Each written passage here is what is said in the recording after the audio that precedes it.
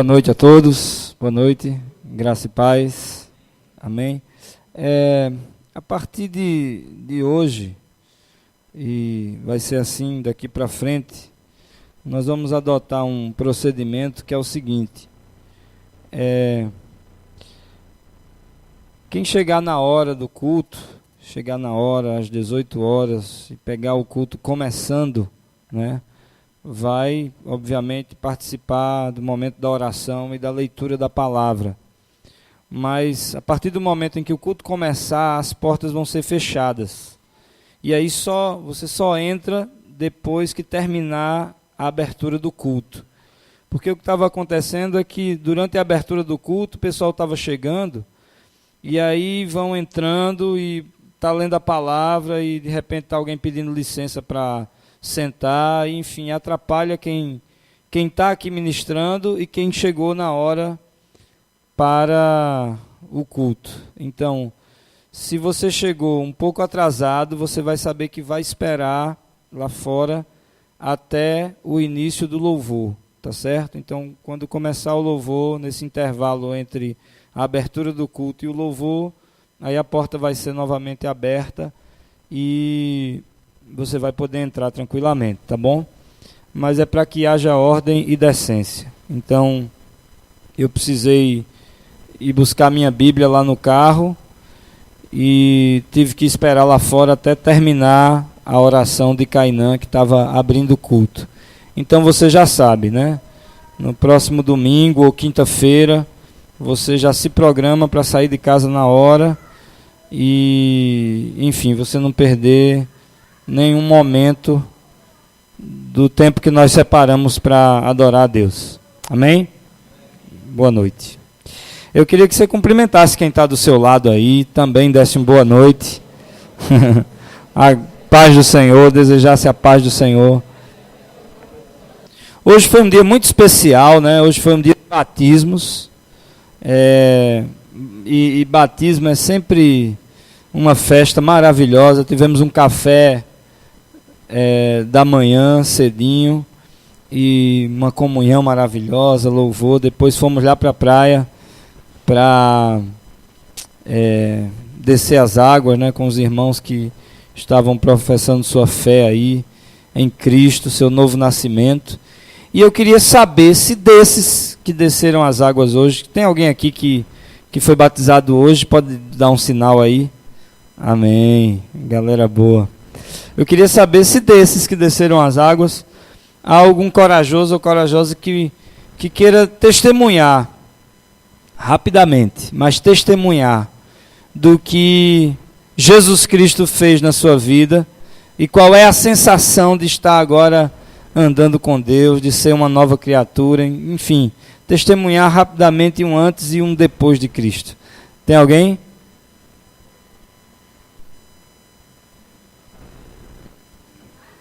Não, é de livre e espontânea vontade, viu? Só se... Nathalie?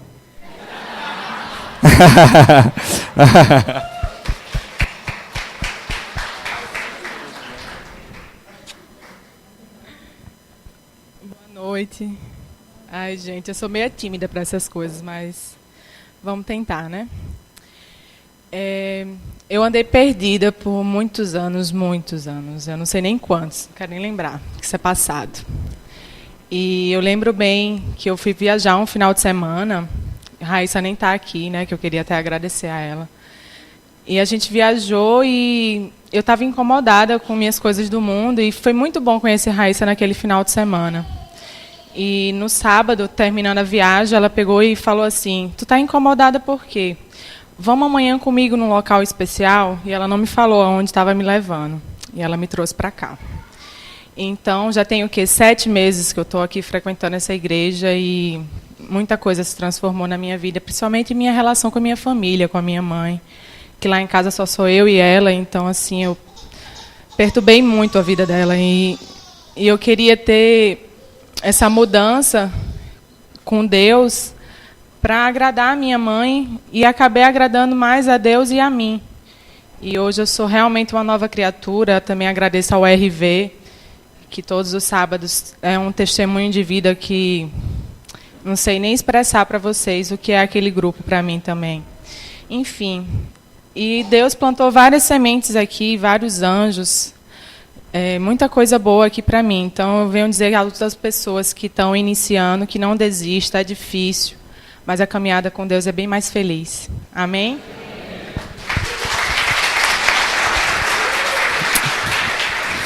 Amém. Glória a Deus. Andar com Deus é muito bom, né, gente? Amém? Tem muita gente que acha que estar na igreja, servir a Deus é caretice, é um atraso. Muita gente na realidade tem preconceito em relação à igreja, né? Só você convidar alguém para a igreja isso já gera um bloqueio, né, pela palavra igreja. E o que nós temos visto é que quando as pessoas se aproximam da comunidade, elas encontram uma realidade completamente diferente, né? As barreiras caem, os preconceitos caem, e a gente vê como aconteceu aí no testemunho de Nathalie e tantos outros que poderiam vir aqui testemunhar a mesma coisa. Amém? Porque andar com Deus é maravilhoso. E a gente tem essa oportunidade de participar dos eventos da igreja, né? Como tivemos agora o Surf Camp, vocês vão ver o vídeo.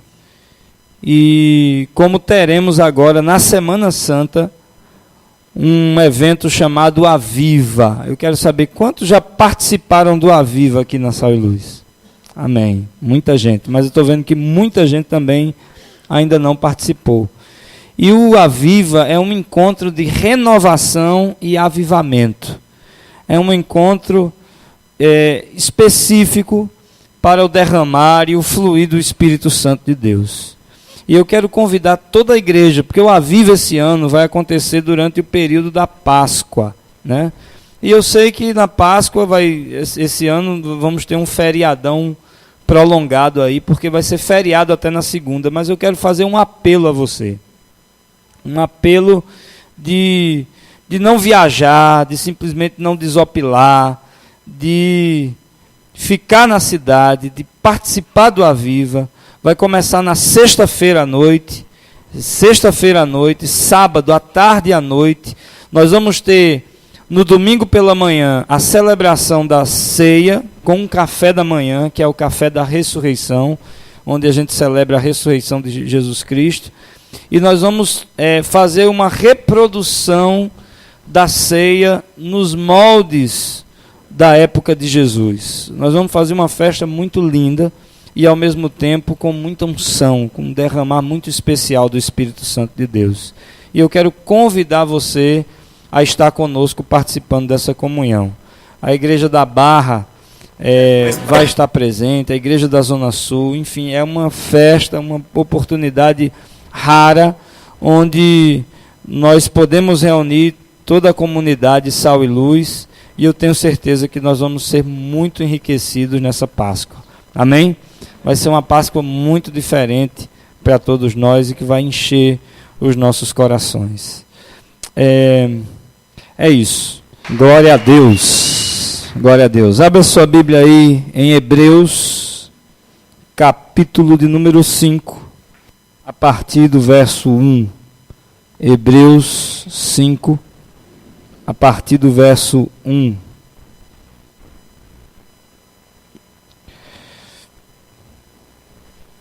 Quero falar hoje à noite sobre a superioridade de Cristo. A superioridade de Cristo. Hebreus, capítulo 5, a partir do verso 1.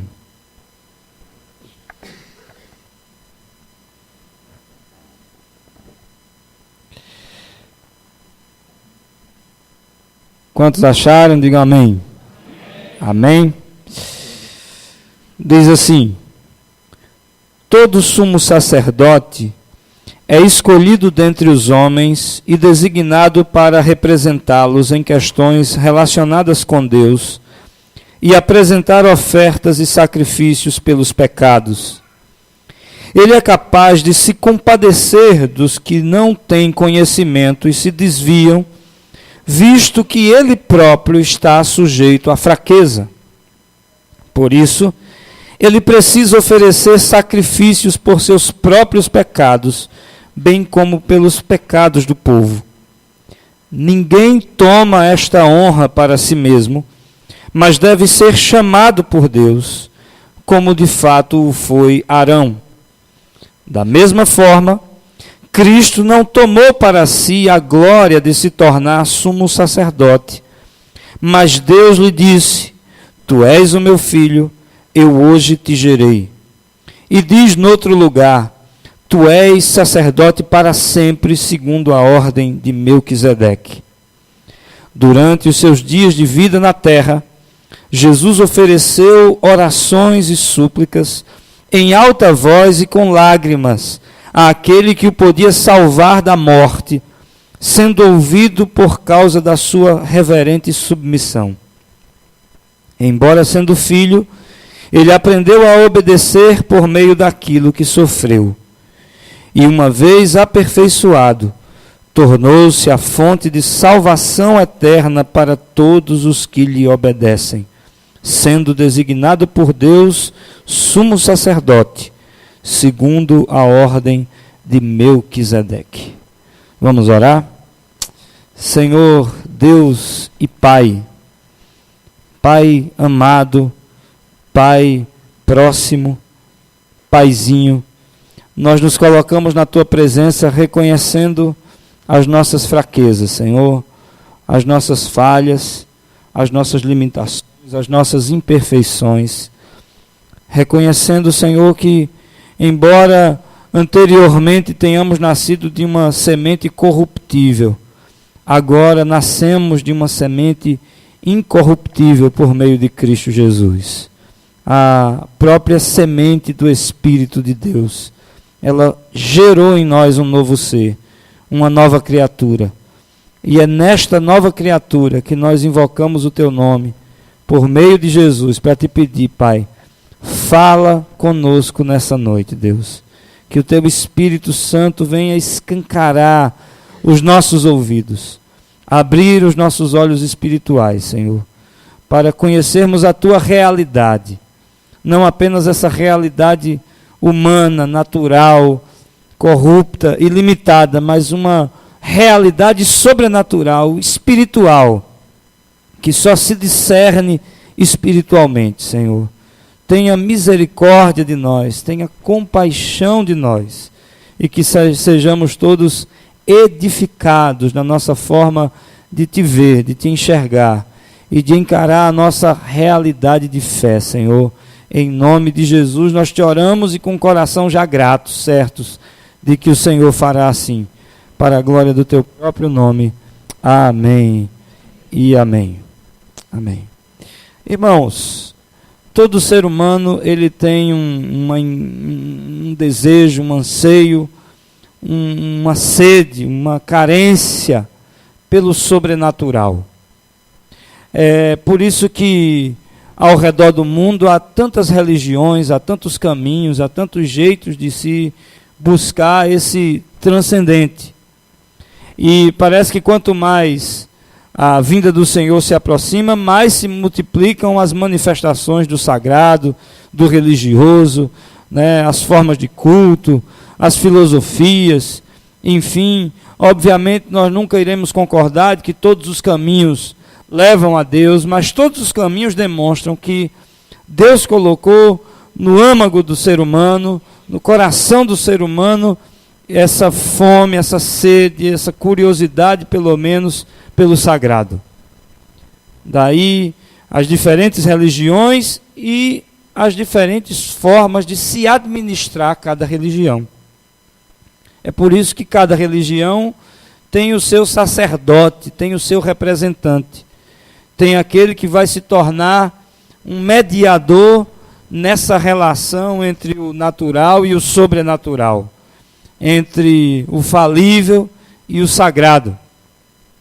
E a palavra sacerdote significa um canal. Se a gente for traduzir literalmente, sacerdote significa um canal entre Deus e os homens, um canal de bênção, um canal de mediação. Trazendo para o contexto bíblico, né, na antiga aliança, o sacerdote era aquele que fazia esse canal mesmo, essa relação, essa ponte entre Deus e as pessoas. O sacerdote, ele tinha essa obrigação de oferecer serviços e através dessas ofertas, ele levava a Deus os anseios do povo e trazia para o povo a vontade de Deus. Na antiga aliança, Deus havia estabelecido um ministério sacerdotal, o qual Arão foi esse grande líder e precursor. Mas, na nova aliança, Jesus vem agora se apresentar como um sumo sacerdote perfeito, completo e mais do que suficiente. A carta aos Hebreus, aqui que nós lemos no capítulo 5, né? Ela foi escrita para os cristãos de origem hebraica com esse propósito específico e primário de evitar que os judeus convertidos voltassem novamente para as práticas, para a observação da lei e dos rudimentos neotestamentários da antiga aliança. Era para impedir que o cristão, uma vez tendo voltado seus olhos para Jesus, viesse se prender novamente à antiga aliança, à lei arcaica, aos cerimoniais, enfim.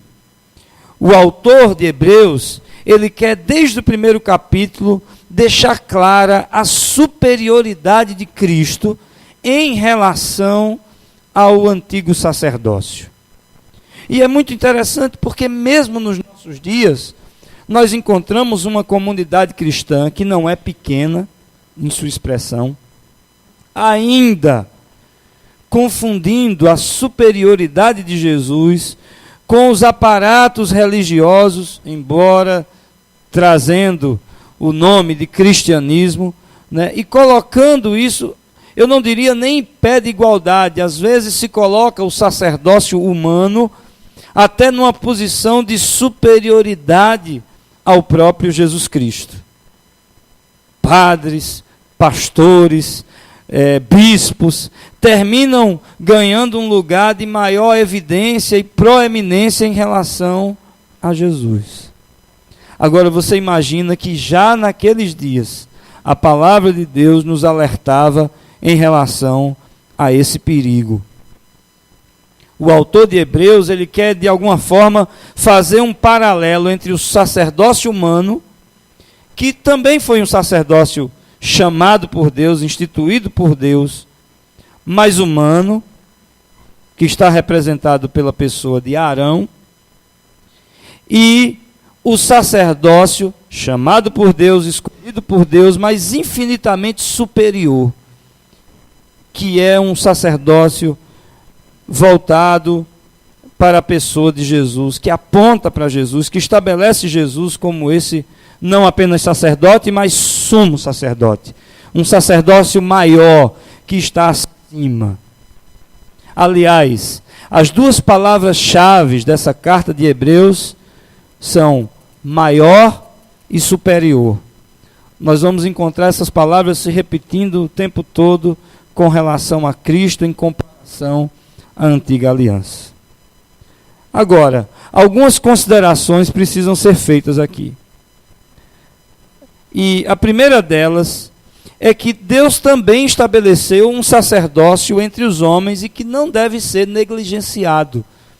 Eu não estou querendo dizer que o sacerdócio de Jesus, por ser superior, absolutamente superior, ele vai anular o sacerdócio que Deus estabeleceu entre os homens, não. Na antiga aliança, Deus estabeleceu sim um sacerdócio com suas peculiaridades e que de fato precisam ficar no seu lugar, no passado. Servem como as coisas relacionadas a esse sacerdócio serve como sombra de revelação para o sacerdócio que nós temos em atuação hoje.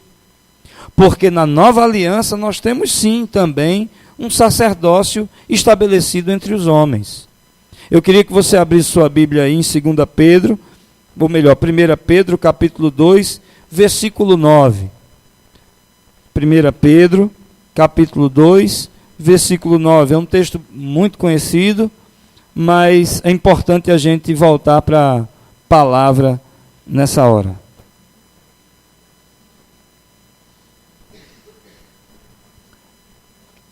Eu estou falando de um texto que nos mostra o estabelecimento de um sacerdócio na nova aliança.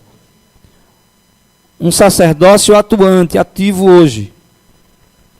1 Pedro 2,9 diz assim: vocês, porém, são geração eleita, sacerdócio real, nação santa, povo exclusivo de Deus, para anunciar as grandezas daquele que os chamou das trevas para a sua maravilhosa luz. Vocês são sacerdócio real. Isso nós temos enfatizado aqui já há um bom tempo, que esse sacerdócio nem de longe tem relação com o sacerdócio da antiga aliança. Quando, por exemplo, um padre, um pastor, se coloca na posição de mediador entre Deus e os homens, ele está adulterando, ele está corrompendo o verdadeiro sentido do sacerdócio na nova aliança. Porque esse vós não está designando apenas uma classe especial na igreja, mas todos aqueles que são nascidos de novo em Cristo Jesus.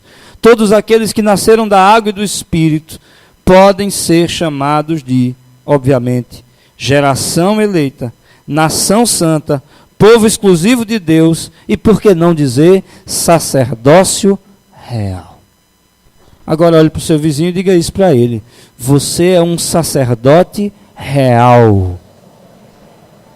Real não apenas no sentido de verdadeiro, mas no sentido de realeza mesmo.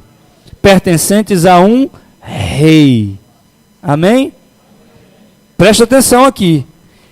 A grande questão é que, infelizmente, nós temos muitos sacerdotes e sacerdotisas negligentes no tocante ao seu ministério. Aí é uma outra questão. Se você se vê como sacerdote ou não, aí é um problema seu. Se você se posiciona, se você encara a sua vida como um sacerdote pertencente a um reino, isso aí é uma outra questão. Mas, aos olhos de Deus, a vontade de Deus, o que Deus esperaria que acontecesse na sua vida, é que você passasse a se enxergar como um sacerdote ou uma sacerdotisa da parte de Deus. O que isso significa, pastor? Significa que você deveria ser um canal de bênçãos da parte de Deus para a vida das outras pessoas. É assim que Deus nos vê. Sacerdócio real. É o sacerdócio de cada crente. Hoje nós tivemos batismos, mas não foi uma obra do pastor.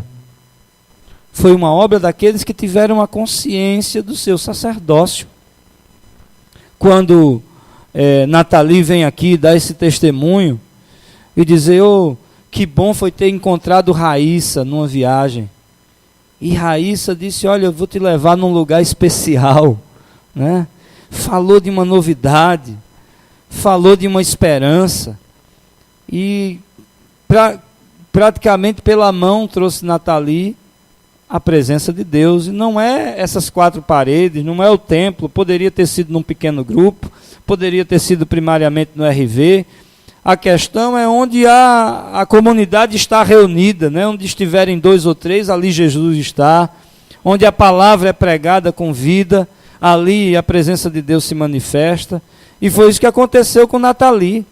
Não por causa do pastor sacerdote, mas porque alguém teve a consciência de ser um sacerdócio real, de exercer o seu papel, de ser canal de bênção da parte de Deus para a vida de outras pessoas. E assim aconteceu com tantos e tantos outros.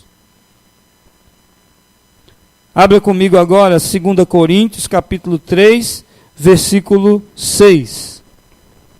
Rapidinho, por favor. 2 Coríntios, capítulo 3, verso 6.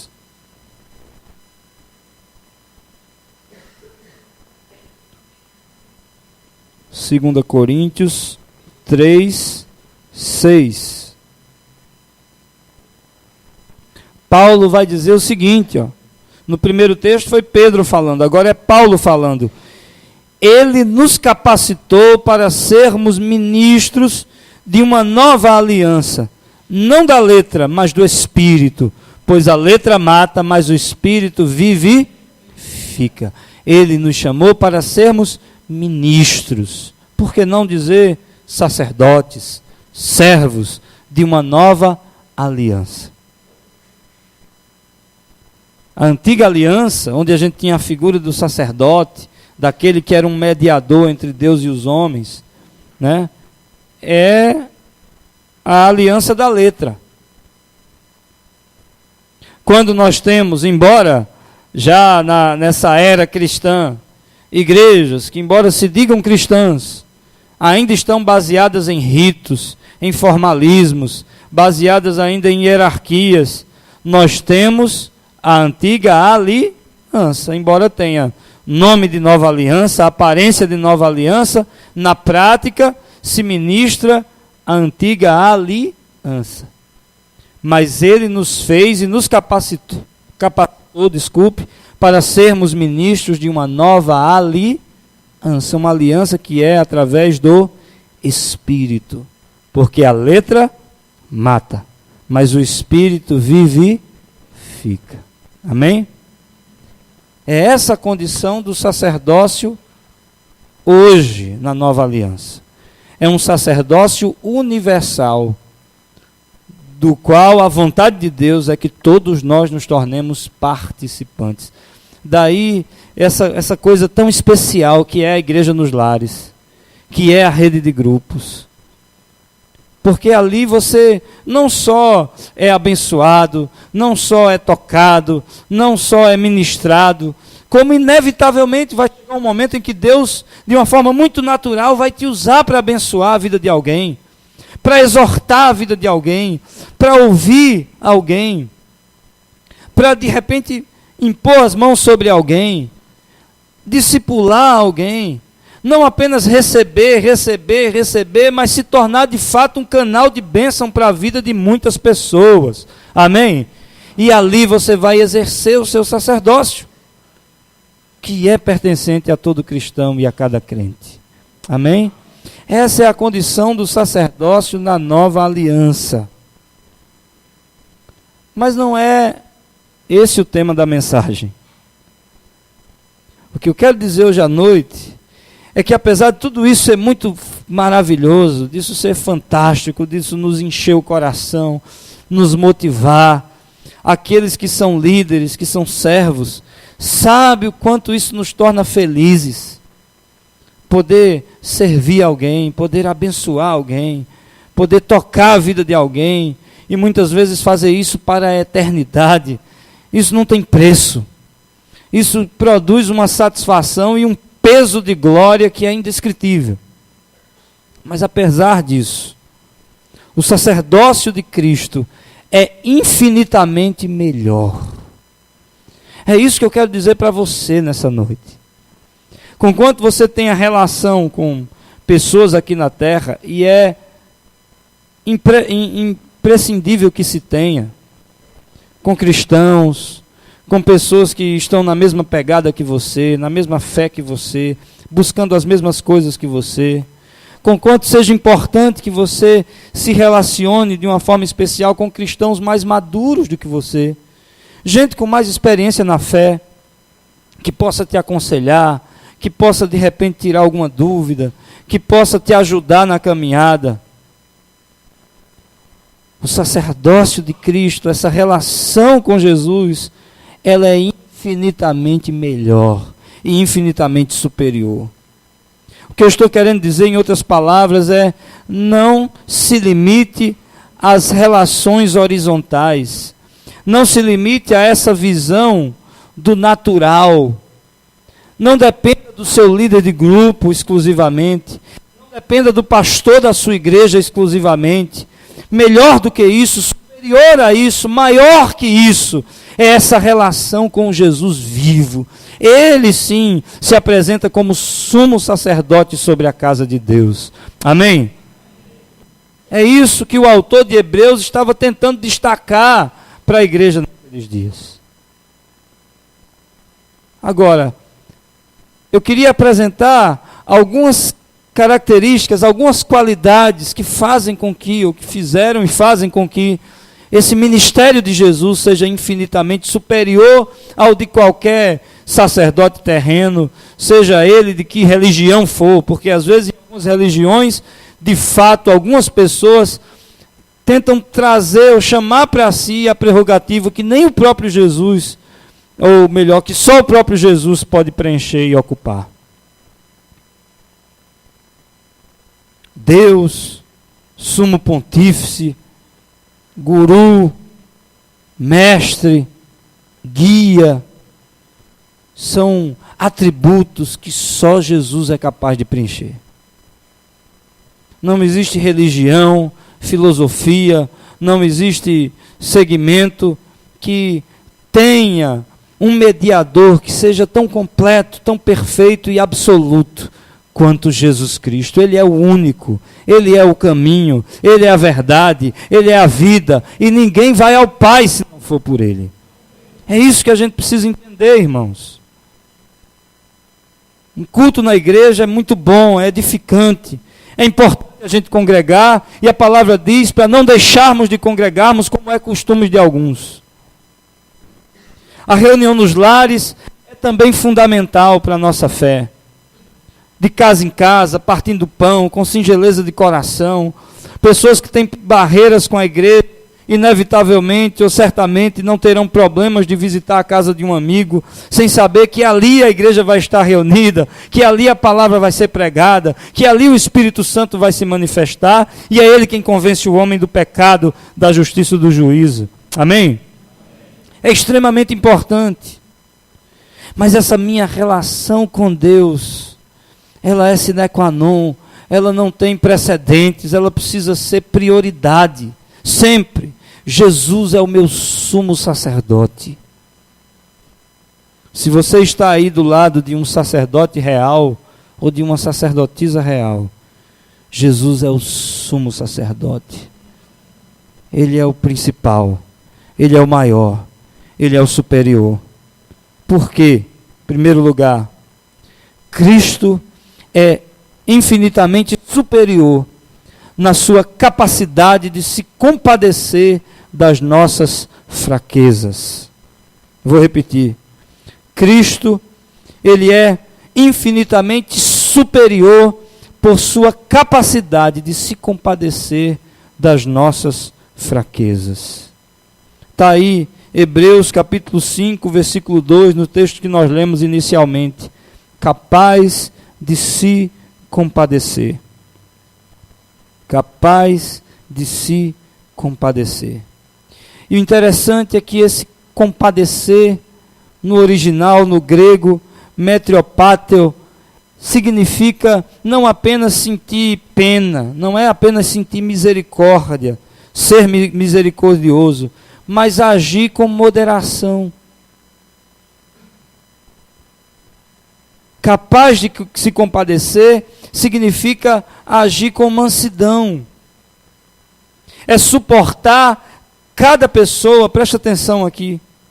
Essa capacidade de se compadecer de Cristo significa suportar cada pessoa com a sua ignorância, com a sua fraqueza, dentro das suas circunstâncias, no seu contexto de caos, de bagunça. Jesus é capaz de compreender.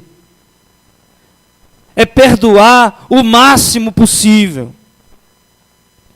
Ir até onde nenhum de nós está disposto a ir nessa matéria. Jesus é capaz de fazer. Além. E quando a disciplina é necessária, diferente de nós, é uma disciplina branda para aqueles que são filhos de Deus. Ele sabe exatamente como agir, capaz de se compadecer. Foi por isso que Jesus assumiu a forma humana, para que ele pudesse se identificar com os nossos dilemas, com as nossas questões, com as nossas dores, com as nossas dúvidas, com os nossos medos, com as nossas tentações. Embora ele nunca tivesse pecado, ele padeceu tentação, ele padeceu perseguição, ele soube, ele foi experimentado pela dor, ele conheceu a estrutura exatamente para desenvolver nele mesmo essa capacidade de se identificar com a nossa dor.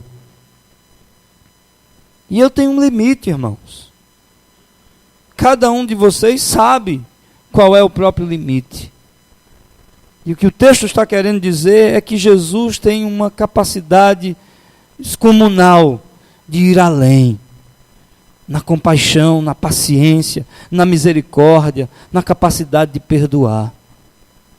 Onde eu e você paramos, Jesus continua amando. Jesus continua se compadecendo, ele continua caminhando junto.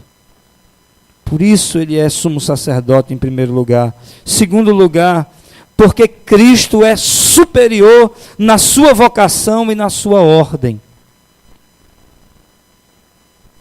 Ele é superior na sua vocação e na sua ordem. Eu sei que nem todos aqui têm consciência da sua vocação.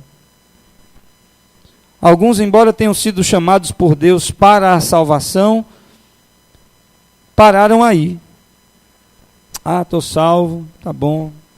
Já conheci Jesus, o Evangelho. O Senhor me libertou daquele pecado que eu tinha, me libertou do medo da morte. Estou salvo, tenho a alegria do Espírito Santo, amém, aleluia. Mas não passou daí. Não procurou conhecer, nem procura conhecer sua vocação. O que é que especificamente Deus quer fazer por seu intermédio, nesse sentido do sacerdócio ou do ministério? Eu sei. Mas outras pessoas também receberam um chamado de Deus. Há gente aqui que tem consciência plena de que Deus o vocacionou com uma missão. Alguns têm essa consciência e estão sendo obedientes a esse chamado.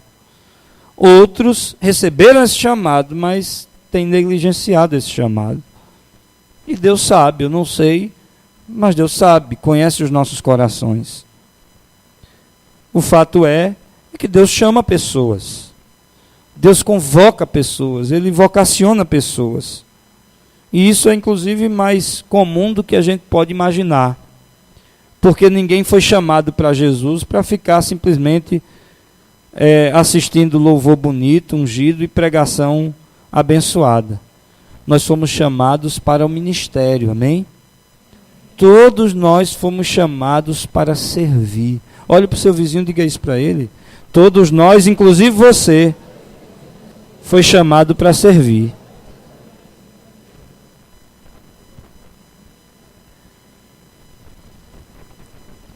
Mas o chamado de Jesus é um chamado diferente. Se você ver aí, acompanhar comigo, Hebreus 5, versículo 4, vai dizer o seguinte: ninguém toma esta honra para si mesmo, mas deve ser chamado por Deus, como de fato foi Arão. Quer dizer, esse chamado, esse ministério, esse serviço, não é uma coisa que a pessoa assim, deu na cabeça, sei lá, abrir uma creche para criança carente, eu vou fazer. Não é uma coisa assim. Embora muita gente haja assim. Deu na cabeça de, sei lá, alimentar as crianças de rua ali na Epitácio Pessoa. Tem gente que leva assim. Eu já fiz muito isso. Na minha inexperiência e na minha ânsia por servir, eu inventei um bocado de coisa que não tinha nada a ver com o chamado de Deus para a minha vida. O que eu achava que podia fazer, o que eu achava que devia fazer. A verdade é que em alguns momentos também eu achava que poderia ser um caminho de projeção, e eu vou por aqui. Tem que fazer alguma coisa, eu vou fazer isso aqui. E não é isso que o texto está dizendo, é que ninguém toma essa honra para si. É por isso que a atividade mais importante do cristão, e que fatalmente e tristemente é a mais negligenciada, chama-se oração. A ocupação mais importante do cristão deve ser a oração. O diálogo com Deus, a conversa com Deus, a intimidade com Deus. É ali onde os segredos do Senhor são revelados para a nossa vida, irmãos. Sabe, os momentos mais cruciais na minha vida de intimidade, de ouvir a voz de Deus, de saber o que Deus queria para mim, e até hoje, de ter direção na vida, é no lugar secreto da oração. É no tempo da intimidade com Deus, da busca pela presença de Deus. Então não invente de fazer qualquer coisa por qualquer coisa. Busque saber de Deus o que é que Ele espera de você. E claro, Ele vai falar isso de várias formas. Moisés Ele chamou de um jeito, Arão Ele chamou de outro jeito, Josué Ele chamou de outro jeito. Enfim, Deus tem N formas de falar. Ele fala por sonho, fala por uma visão espetacular, fala. Mas Ele fala também por meio de coisas simples. Através de uma música, Deus pode vocacionar você. Através de uma pessoa que você menos espera, Deus pode trazer um chamado para a sua vida. Através de uma voz interior, de uma paixão que você diz, olha, eu não consigo não fazer isso. Deus está vocacionando alguém. Enfim, Deus tem N formas de falar. Mas ninguém deve chamar para si essa prerrogativa. Ninguém deve tomar isso para si. Mas o fato é que Deus chama alguns, como está aí no verso 4, como foi o chamado de Arão. E se você pular comigo para o verso 10, vai dizer que Jesus, sendo designado por Deus como sacerdote, foi segundo a ordem de Melquisedeque.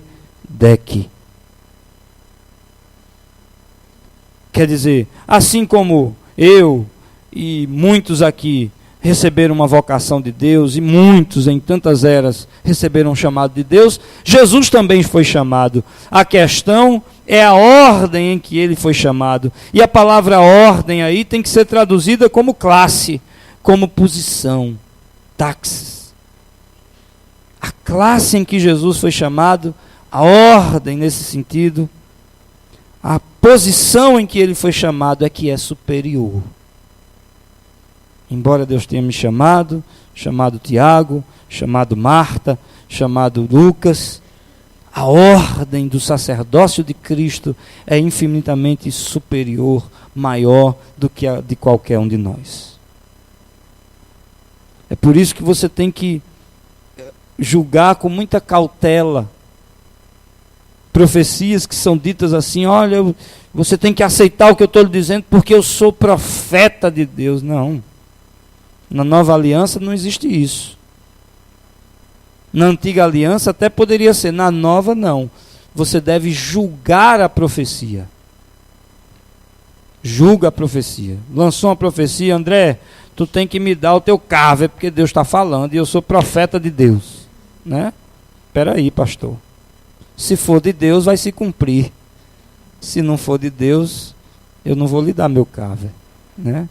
Se Deus falou com você, Ele vai confirmar no meu coração. É assim que a gente deve proceder na nova aliança. Porque é absoluto, meu irmão, só Jesus Cristo. Só Cristo. Infalível, só Ele. Perfeito, só Ele. E aí, essa indicação da ordem de Melquisedeque é porque esse sacerdócio de Cristo, meu irmão, é o único que é eterno, que é para sempre. Significa dizer que não haverá nenhuma necessidade de um substituto. Espera aí, Jesus, fica um pouquinho de lado aí a deixa de Deus, enquanto, sei lá,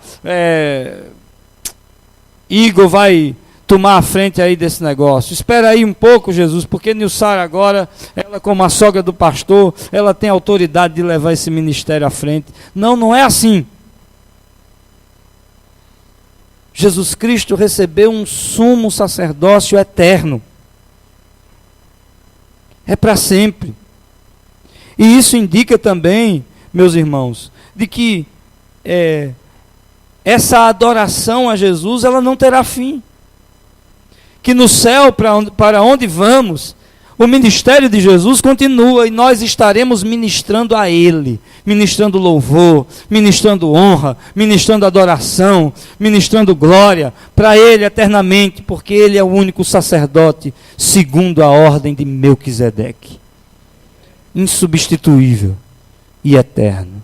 Amém? Nenhum dos sacerdotes que existiram, existam ou virão a existir podem ser comparados ao ministério de Jesus.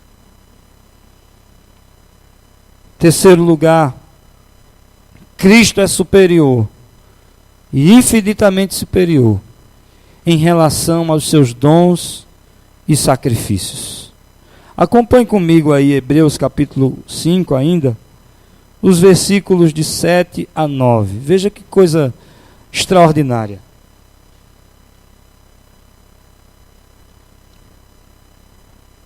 Diz que durante os seus dias de vida na terra, Jesus ofereceu orações e súplicas em alta voz e com lágrimas àquele que o podia salvar da morte, sendo ouvido por causa da sua reverente submissão. E embora sendo filho, com F maiúsculo, ele aprendeu a obedecer por meio daquilo que sofreu. E uma vez aperfeiçoado, tornou-se a fonte de salvação eterna para todos os que lhe obedecem. Amém? Gente, quando eu meditei nesse texto, especialmente nesses versículos, eu me senti bem pequenininho. Porque Jesus, a majestade ambulante, essa perfeição ambulante, essa sabedoria ambulante, infinita, esse poder ambulante, diz o versículo 7, que ele ofereceu orações e súplicas em alta voz e com lágrimas. E eu me sinto tão constrangido, porque eu digo, Deus, como eu choro pouco na tua presença. Como eu tenho me derramado pouco, como eu tenho me quebrantado pouco, como eu estou aquém daquilo que eu poderia e deveria estar na tua presença. E aí a gente vê o segredo. Eu sei que essa palavra ela é muito perigosa nos nossos dias, mas a gente vê o segredo do sucesso da vida e do ministério de Jesus. Era a dependência do Pai.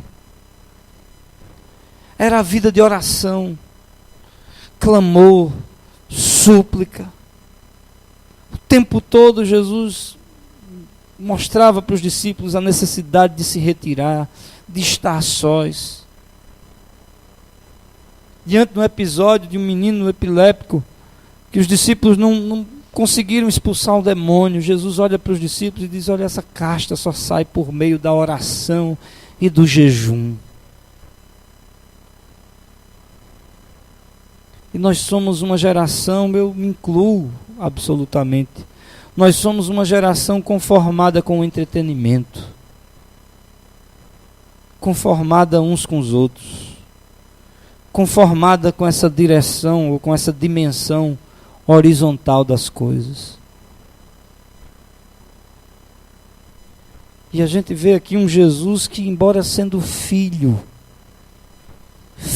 nascido de uma semente incorruptível, durante os dias em que esteve na terra, ele ofereceu orações e súplicas com lágrimas. Diz o texto ainda mais, em alta voz e com lágrimas, sendo ouvido, presta atenção, sendo ouvido por causa da sua reverente submissão.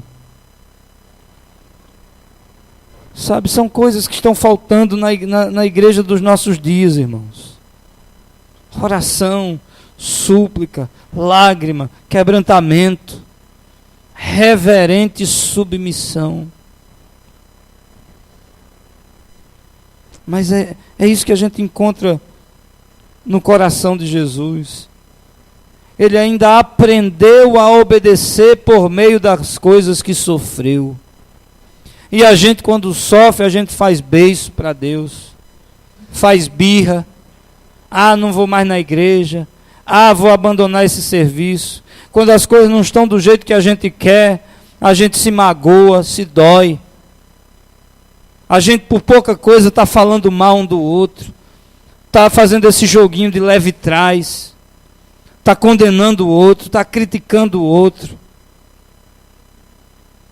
Está fechando o coração, está cortando relação.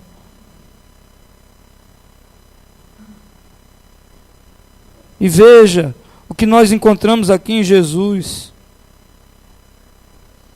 Goodman, que é um comentarista, ele vai dizer que Cristo está perfeitamente habilitado para ser sacerdote, em todas as suas particularidades, exatamente por esse estilo de vida que ele abraça, por essa vida que ele leva. E por causa disso ele se tornou fonte de salvação eterna para todos os que lhe obedecem. Amém? Você é salvo em Cristo Jesus? Amém? Então eu creio que você está procurando viver de acordo com a sua palavra, não é isso? Amém. Aí Hebreus 10, 12 vai dizer: mas quando este sacerdote acabou de oferecer para sempre um único sacrifício pelos pecados, ele assentou-se à direita de Deus. Conclusão: Cristo é superior. Você pode repetir comigo? Cristo, mais forte, Cristo é superior. Ele é superior em suas promessas, Ele é superior em sua perfeição, Ele é superior nos sacrifícios, Ele é superior nas revelações, Ele é superior na esperança, Ele é superior, superior é Jesus Cristo. Amém?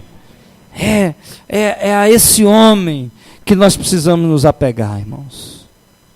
É a esse Deus que nós precisamos buscar intimidade. E eu quero concluir com um versículo que para mim é um dos versículos que melhor expressa esse Jesus. Hebreus 1:3. Vai dizer que o Filho é o resplendor da glória de Deus e a expressão exata do seu ser, sustentando todas as coisas pela sua palavra poderosa. E depois de ter realizado a purificação dos pecados, ele se assentou à direita de Deus, na majestade, nas alturas. Amém? Esse é Jesus. Por mais que você goste do seu pai, da sua mãe, do seu irmão, da sua esposa, do seu filho, por mais que você goste do seu líder de grupo, do seu pastor, do seu apóstolo, do seu bispo, Jesus é infinitamente superior, infinitamente maior. Ele é insubstituivelmente perfeito, completo, pleno, como sumo sacerdote sobre a casa de Deus. É a Ele a quem, em primeiro lugar, nós precisamos nos apegar com amor, nos agarrar, nos afeiçoar, ter intimidade. Assim como ele chorou, suplicou, em alta voz, ele chorou ao Pai. Nós precisamos chorar a Jesus. Eu preciso do Senhor. Eu preciso de Ti, Jesus. Eu dependo de Ti, eu não posso nada sem Ti. Eu nada sei, nada sou, nada posso fazer, nada tenho sem o Senhor. Porque Ele sim é um sumo sacerdote perfeito, completo, sobre toda a casa de Deus. Amém? E nós somos sacerdócio real. Ele, sumo sacerdote, e nós, sacerdócio real. Vamos ficar de pé, em nome de Jesus.